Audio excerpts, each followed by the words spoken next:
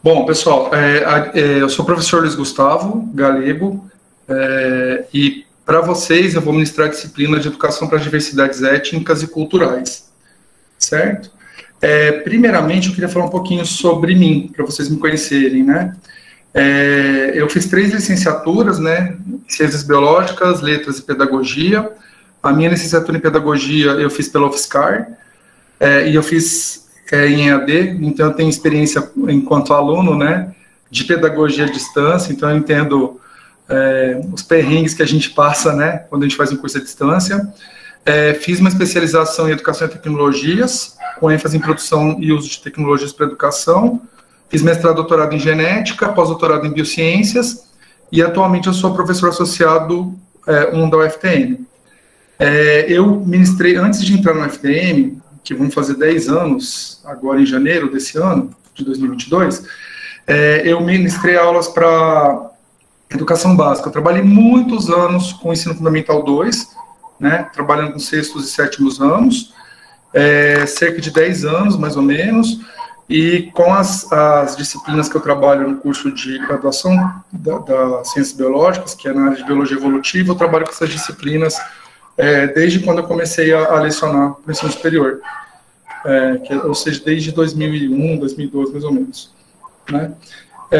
No curso da UFTM, de Ciências Biológicas, eu sou responsável pelas disciplinas da área de Biologia Evolutiva, pela disciplina de Didática, junto com outro professor do curso, que é o professor Fernando, por uma disciplina eletiva de Cinema e Educação, e por algumas outras disciplinas eletivas, né, Evolução Humana e tudo mais. E é justamente nessa interface, né, que eu tenho com a educação que eu acho que eu posso contribuir com a formação de vocês nesse tema, que é um tema tão pertinente, né, e tão importante, e que, pensando na organização, né, populacional do Brasil, as questões étnicas e culturais, elas saltam aos olhos, né? A gente apresenta muita diversidade, tanto diversidades étnicas quanto diversidades culturais. Isso tem a ver com o próprio processo, né, de constituição das sociedades, né, brasileiras, e nessa disciplina a gente vai discutir alguns aspectos sobre isso, né, e é o que eu vou falar agora para vocês, certo? Pessoal, antes de falar da organização da disciplina, vocês gostariam de falar alguma coisa, algo a respeito da expectativa que vocês têm acerca dessa disciplina, querem fazer alguma pergunta? Desculpem, acho que eu fui um pouco apressado, né? Porque sempre quando a gente trabalha com uma turma nova, é engraçado, né? A gente dá aula há anos, né? Mas sempre quando a gente começa com uma turma nova, dá um pouquinho de nervosismo, né? Aí esses 5 primeiros minutos, é aquele tempo que a gente vai um pouco mais afobado, mas depois a gente entra mais no equilíbrio. E aí, então, queria ver com vocês o que vocês têm de expectativa pensando nessa disciplina, né? O que vocês esperam de uma disciplina do tipo Educação para Diversidades Étnicas e Culturais. Mas vocês podem abrir o áudio, ou se vocês quiserem participar aqui no chat, fiquem à vontade, tá, pessoal? Eu queria saber um pouco da opinião de vocês, inclusive até para a gente poder organizar a disciplina, né? A gente tem uma organização inicial da disciplina, mas nada impede que a gente reveja alguns aspectos, né? Então, eu queria ver com vocês quais são as expectativas, o que vocês acreditam, né, que nós vamos estudar nessa disciplina, o que vocês gostariam de estudar, né, nessa disciplina. Eu vou abrir a palavra para vocês agora.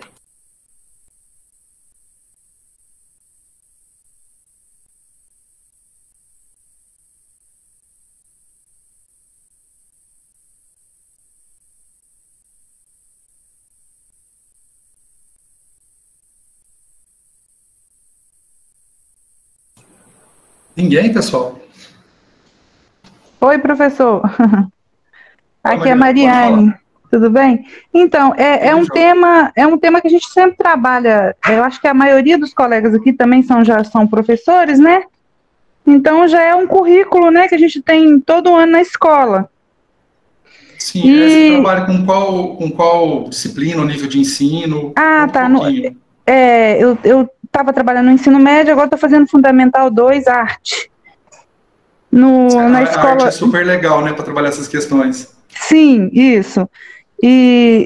na escola estadual, pública estadual. E aí, o que acontece? Eu sinto uma falta assim, de repertório, sabe? Sempre estou procurando alguma coisa nova para levar para os alunos, mas sempre falta alguma coisa, assim, para trabalhar. A gente fica... Também o dia a dia, né, a correria do dia a dia na escola, a gente fica sem repertório para levar um tema legal, levar uma referência boa, sabe? E eu sempre gosto de levar, assim, o tema... E em cima desse tema, os prós e os contras, sabe? Faço um debate dentro de sala de aula com os alunos, é muito legal. Aí eu acho que essa disciplina vai me ajudar muito quanto a isso, a formular esse repertório, sabe? Diferenciado. Eu acredito que sim, porque eu selecionei um conjunto de bibliografias que eu acho que vai... a gente vai discutir algumas questões, né, nas atividades síncronas, mas eu selecionei um conjunto de leituras que eu acho que vai ajudar bastante a aumentar esse repertório. Além disso, eu também, discutindo com as tutoras também, eu pensei em algumas atividades de avaliação, algumas são mais tradicionais, né, por exemplo, questionário e fórum, que vocês estão acostumados, mas eu introduzi algumas outras atividades de avaliação, talvez até para vocês pensarem como estratégias para usar nas turmas de vocês, tá? Algumas dessas estratégias eu até utilizo nas minhas turmas da universidade, né, e algumas eu até cheguei a usar quando eu dava aula no ensino fundamental, então acho que a gente vai ter um bom diálogo, viu, Mariane? Acho que vai atender, pelo menos em alguma dimensão, né, a tua expectativa. De qualquer maneira, eu posso, se vocês quiserem, eu posso criar tipo um módulo extra dentro do ambiente, que eu coloco uma bibliografia complementar, tá? Porque eu estou colocando a bibliografia que eu estou utilizando, estou colocando dentro do módulo, certo? Então, eu coloco lá como leitura importante, mas eu posso colocar para todos os temas uma complementar também, tá? Que eu acho que isso pode ajudar vocês também, nesse aspecto de aumentar o repertório. Concordo com você, Mariana, que na sala de aula a gente precisa ir muito bem preparado teoricamente, né? Porque o que vai acontecer é que dentro da sala de aula a gente não sabe direito qual caminho as discussões vão tomar. Então é importante decidir, não é? A gente precisa dessa... Se a gente tivesse respaldo da teoria, é mais tranquilo para a gente tentar administrar, né, as questões que surgem ali na sala de aula. E a gente não tem como prever, porque é um universo, né? A disciplina até discute isso, né? As diversidades, né? Como a gente tem uma diversidade cultural enorme nas nossas salas de aula aqui no Brasil, então, assim, a gente não... Tem perguntas que surgem que a gente nem imagina que talvez uma criança, né, ou mesmo um adolescente poderia fazer, porque depende, né, quais são as experiências, né, que esses sujeitos tiveram e tudo mais. Então, acho que vai atender a sua expectativa nesse aspecto. Obrigado pela contribuição, viu, Mariane? Tá certo. Não, obrigada. Eu que agradeço. Eu, pelo menos, procuro muita coisa, sabe? Em relação à cultura afro, indígena, mas, assim, tem muita controvérsia, né, professor? Depende dos grupos, né, de poder que estão Exatamente. em evidência ou que produziram material, né, então você pode ter discussões muito variadas aí, dependendo de qual o interesse, né. Sim, tem uma disputa ideológica, política disputa também. De espaços, né. Isso, né? Aí eu coloco muito, eu falo muito do Emicida, sabe? Você conhece ele? Sim, claro. Aí depois eu lá no YouTube eu fico olhando, aí tem pessoas que criticam a forma dele trabalhar, e a gente não sabe qual o caminho seguir, né? Para não ter uma opinião tendenciosa em relação a isso. E do que são todas as existências possíveis, né? Se a gente parar para pensar, você tem todas essas questões, né? As disputas, elas surgem justamente porque você tem diferentes grupos que vão defender a sua parte, né? Que lhe cabe, ou que não lhe cabe também, né? Às vezes. Você tem disputas por partes que não cabem, né? A determinadas pessoas. Mas, assim, é interessante a gente ir preparado. Na minha perspectiva, eu acho que as diferentes produções, né, que emanam da cultura, elas devem ser utilizadas na sala de aula, principalmente aquelas que os alunos, eles usualmente utilizam, né, no seu cotidiano. E a partir disso, acho que é interessante a escola ampliar um pouco o repertório do aluno, entende? Então, o aluno, ele tem lá um determinado gosto musical, ou que seja, coisas do tipo assim, mas aí na escola a gente pode também utilizar isso, mostrar que também isso faz parte, é válido, né, e ampliar esse repertório. É curioso, porque assim, eu sou professor da área de evolução, né? E a minha área específica dentro da biologia é uma área de disputa de espaço também, né? Porque justamente o evolucionismo, ele se contrapõe ao criacionismo.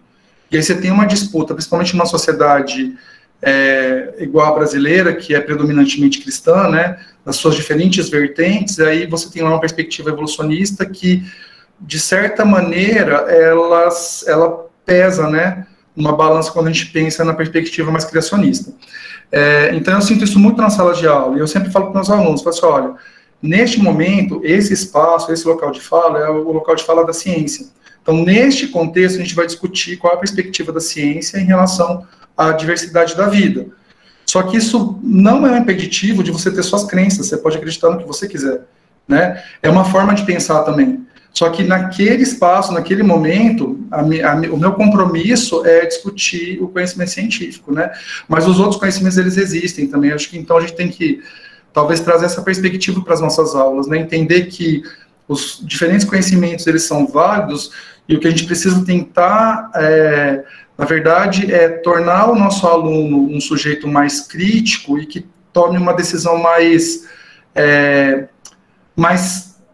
própria em relação às escolhas que ele faz, entende? Não que ele seja motivado pela manada, por exemplo, mas que ele tenha, assim, que ao tomar uma decisão ou fazer uma escolha, ele tenha uma certa, não certeza que a gente não tem certeza de nada, mas tenha um conjunto de argumentos que embasem, sabe, aquela decisão dele. Aí eu vou ler aqui o chat, que tem algumas coisas também. Sofia disse o seguinte: boa noite, essa disciplina teria alguma interdisciplinaridade com antropologia, no sentido de desenvolver o pluralismo cultural? Sofia, a gente vai tangenciar a questão do pluralismo cultural, em alguns aspectos, mas o foco principal é principalmente em relação à diversidade étnica, e aí o que advém disso ao desdobramento cultural. E é claro que aí tem uma interface com a antropologia, porque é impossível, né? Se discutir essas questões sem falar de antropologia. Por exemplo, na aula de hoje mesmo, eu vou comentar com vocês a respeito da alteridade, que é um conceito da antropologia, certo? Então, a gente vai ter aí algumas questões relacionadas ao pluralismo cultural e à perspectiva da antropologia nesse sentido. Responde a sua pergunta, Sofia? Sim, muito obrigada. Tá, mas aí também as contribuições que vocês tiverem em relação ao pluralismo cultural que vocês quiserem trazer para a discussão, vocês vão perceber que eu vou tentar abrir bastante para vocês poderem falar, né? Que eu acho que é legal ver o que vocês todos são, a maioria de vocês pelo menos tem a formação profissional, já estão, quer dizer, chegar para uma aula daquele tipo que a gente tinha na educação básica, né? Que eu sei que muda a educação básica hoje, mas que o professor fala e o aluno fica só ouvindo. Eu acho que não dá muito certo, principalmente na educação à distância. Então, assim, eu vou abrir bastante espaço para vocês. Aliás, eu fico feliz de vocês participarem, tá? Eliane Fonseca. Boa noite, professor. Eu sou Eliane Fonseca, do Polo de Araxá. Para mim é tudo novidade. A minha expectativa é conhecer, aprender e passar para frente esse conhecimento. Muito bom, Eliane, que você aplique esses conhecimentos na sala de aula, porque é importante a gente ter essa perspectiva mais sociológica, sabe? A gente tem... infelizmente, as formações de professor em geral, elas são muito baseadas em conteúdo, né? E aí a gente vai para a sala de aula e a gente se depara com pessoas. E aí o nosso conteúdo de ensino é apenas uma questão, né? Então a gente tem que considerar que a gente vai ensinar algo a alguém, e esse alguém também ele faz parte da conta, né? Faz parte da equação. Então acho que isso é importante ter um conhecimento amplo para poder aplicar isso nas nossas salas, né? Professor, tivemos uma matéria de gênero e diversidade na educação. Acredito que sua matéria será um complemento dessa que tivemos. A educação é diversa, somos seres socialmente culturais, e é importante conhecer e ampliar nosso repertório sobre toda essa diversidade de cultura. Rafaela, essa disciplina de diversidade, né, de gênero e diversidade que vocês tiveram, tem tudo a ver com o que a gente vai discutir agora, né? Mesmo porque a legislação que regulamenta, né, que penaliza a homofobia, por exemplo, ela está relacionada à legislação que também repudia o racismo, certo? Então, assim, a linha é muito, na verdade, isso se integra, né? A gente separa na disciplina, mas na realidade essas questões todas elas ocorrem de forma conjunta e muitas vezes integrada na sociedade, né? Só que o que acaba acontecendo, por que essas separações, a gente vai entender isso na aula de hoje, né? eu vou falar um pouquinho para vocês de raça, e é claro, como eu tenho informação na biologia, eu vou trazer uma perspectiva primeiro de raça para a biologia. E a biologia tem uma perspectiva de raça que é um pouco diferente da perspectiva antropológica, né, e sociológica. E a gente vai discutir por que é importante nós, humanos, talvez esquecermos um pouco essa perspectiva da biologia e olhar mais para a perspectiva da sociologia, tá? E o mesmo vale, claro, né, para as questões de gênero e diversidade sexual. Ótima fala, professor. O conteúdo ajuda muito, mas aplicar na prática é diferente. A prática nos aproxima da realidade. Exato. E também a gente coloca os alunos mais na mesma página que a gente, né? A gente consegue estar junto ali. E não aquela questão, né, mais dicotomizada, né, professor e aluno. Você consegue criar ali uma situação que as pessoas elas estão ali dialogando, né, sobre as coisas e não simplesmente uma transmitindo conhecimento, né, que é uma perspectiva que deveria ter sido superada. Certo? Mais alguma contribuição, pessoal?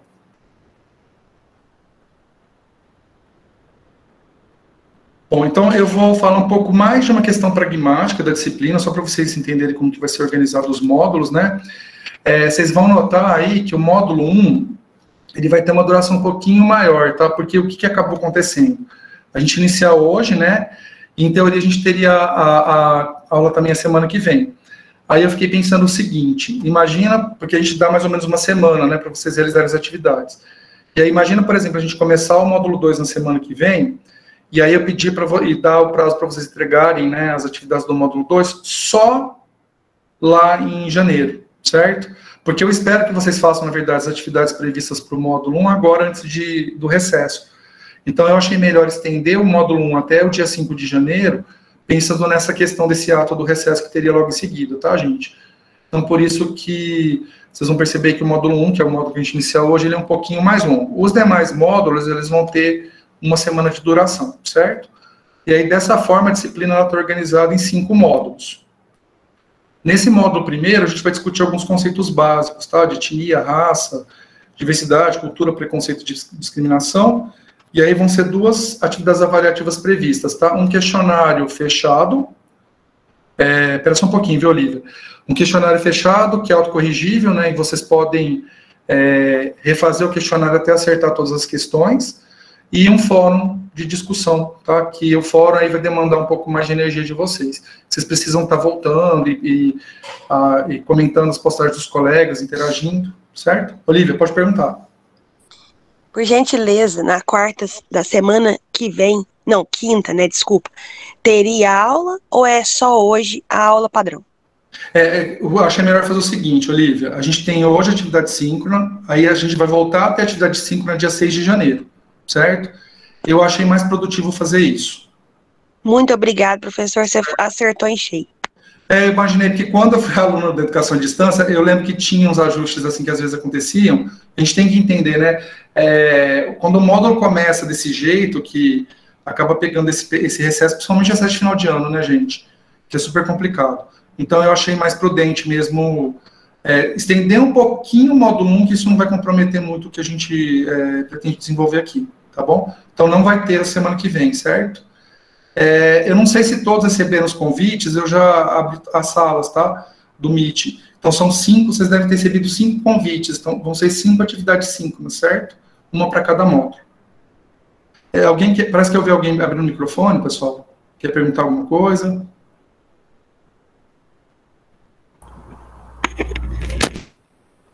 Patrícia, não?